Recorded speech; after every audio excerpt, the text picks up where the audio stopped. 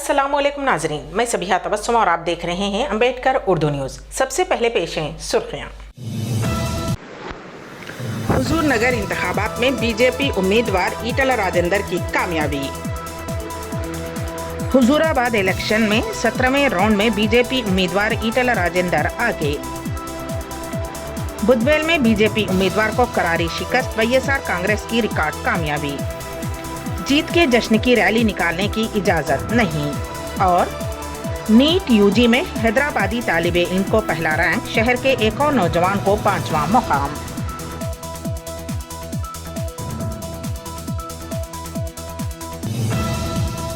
और अब खबरों की तफसील।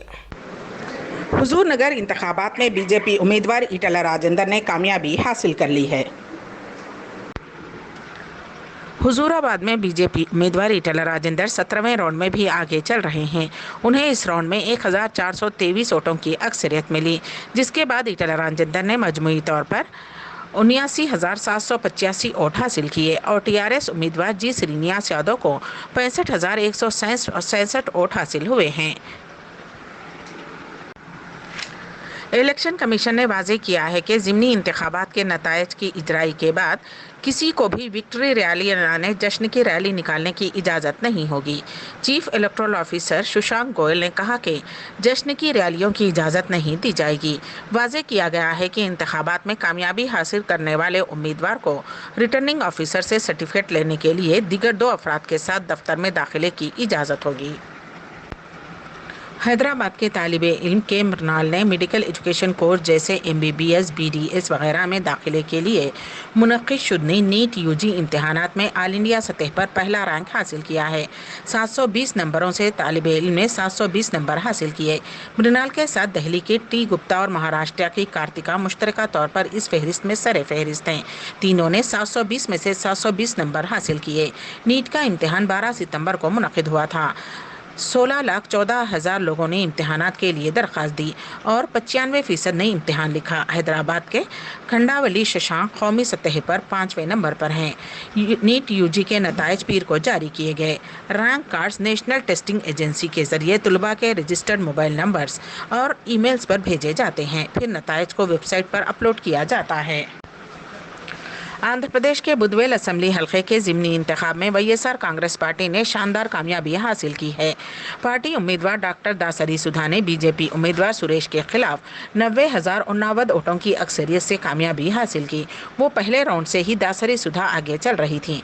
किसी भी राउंड में बीजेपी और कांग्रेस उम्मीदवार उनके करीब नहीं पहुँच सके।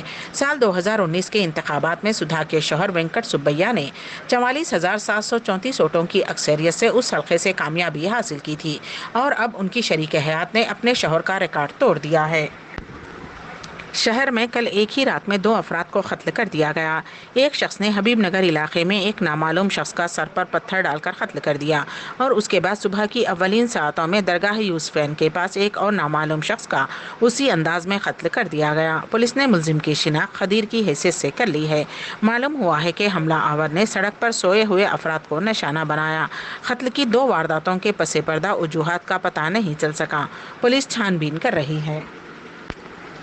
ज़िले आसिफाबाद के कागज़ नगर में जालिम बाप ने बेटी का कत्ल कर दिया। कागज़ नगर के इलाके लेनीगोड़ा का साकिन मैसारम बापू राव अपनी 40 दिन की बेटी का कत्ल कर दिया। तफसीलात के मुताबिक मैसारम बापू की बीवी ने पहले 2 लड़कियों को जन्म दिया था, जिसके बाद उसकी बीवी को तीसरी मर्तबा भी लड़की पैदा हुई, जिस पर गुस्से में आकर मैसारम बापू ने अपनी बेटी को सड़क पर पटक दिया, जिसकी वजह से लड़की की बरसरे मौका मौत वाक़ई हो गई। ये वाक़या कागज़ नगर के इलाके लेनीगोड़ा मंगल की सुबह पेश आया। पुलिस ने मुकदमा दर्ज कर लिया और मैसारम बापू राव को गिरफ्तार करते हुए कार्रवाई का आगाज़ कर दिया है।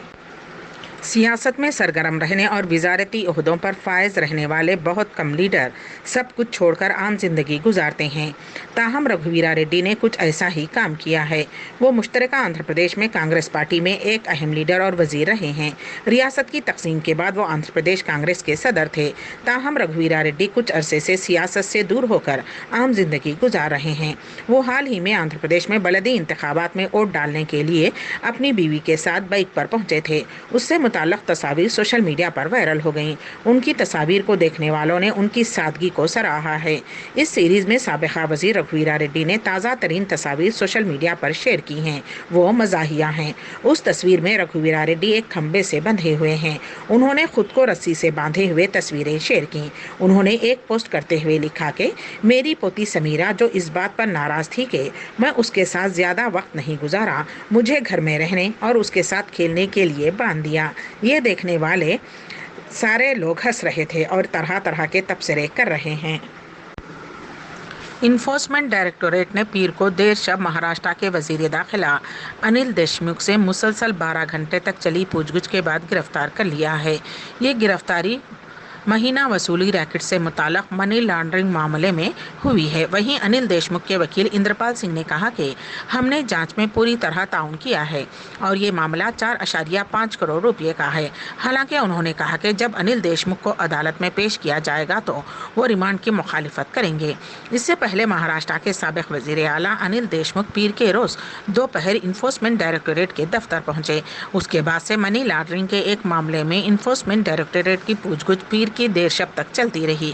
انل دیشمکھ اپنے وکیل کے ساتھ پیر کی صبح تقریباً 11:40 پر جنوب ممبئی کے بلاڈ اسٹیٹ علاقے میں مہینہ ایجنسی کے دفتر میں آئے تھے۔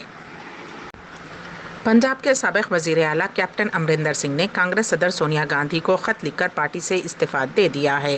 کیپٹن امرندر سنگھ نے سونیا گاندھی کو 7 صفحات پر مشتمل خط لکھ کر پارٹی سے استعفیٰ دے دیا۔ کیپٹن نے اپنے استعفیٰ نامے میں کانگریس پارٹی میں اپنے سفر، اپنی مدت کار میں حاصل کی گئی حصولیابیاں اور سدھو کے ساتھ اپنے تنازع کے بارے میں تفصیل سے لکھا ہے۔ اسی کے ساتھ ہی کیپٹن امرندر سنگھ نے اپنی پارٹی کے نام کا بھی اعلان کیا ہے۔ کیپٹن کی پارٹی کا نام پنجاب لوک کانگریس ہوگا۔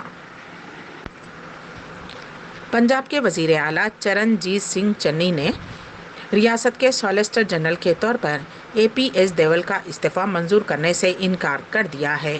ذرائع نے منگل کو یہ اطلاع دی۔ پنجاب کانگریس کے صدر نوجوت سنگھ سدھو کے حملوں کے بعد APS دیول نے پیر کے روز وزیر اعلیٰ چرنجیت سنگھ چنی کو اپنا استعفیٰ سونپا تھا۔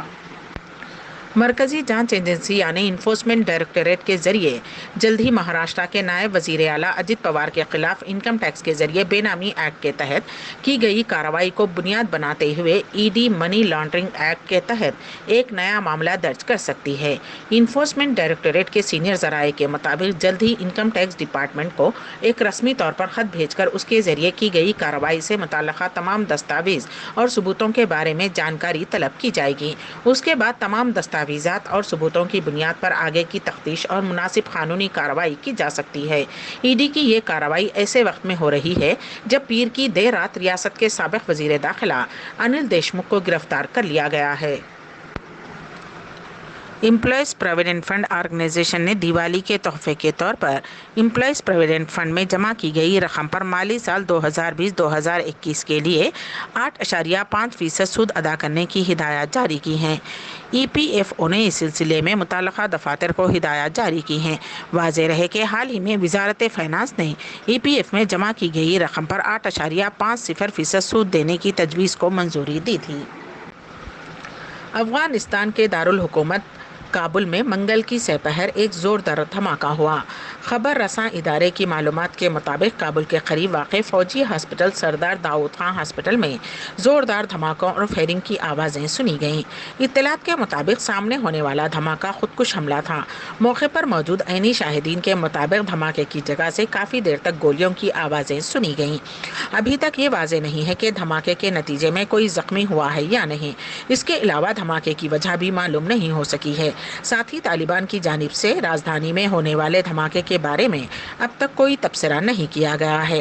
اگست میں افغانستان پر قبضے کے بعد سے کابل میں مسلسل دھماکے ہو رہے ہیں۔ ان میں زیادہ تر دھماکے اسلامک اسٹیٹ سے وابستہ تنظیمیں کر رہی ہیں۔ امبیڈکر اردو نیوز کے اختتام سے قبل دوبارہ سرخیوں پر ایک نظر۔ حضور نگر انتخابات میں BJP امیدوار ایٹلہ راجندر کی کامیابی۔ حضور آباد الیکشن میں 17ویں راؤنڈ میں BJP امیدوار ایٹلہ راجندر آگے۔ بدویل میں BJP امیدوار کو کراری شکست، YSR کانگریس کی ریکارڈ کامیابی۔ جیت کے جشن کی ریلی نکالنے کی اجازت نہیں، اور نیٹ UG میں حیدرآبادی طالب علم کو پہلا رینک، شہر کے ایک اور نوجوان کو 5واں مقام۔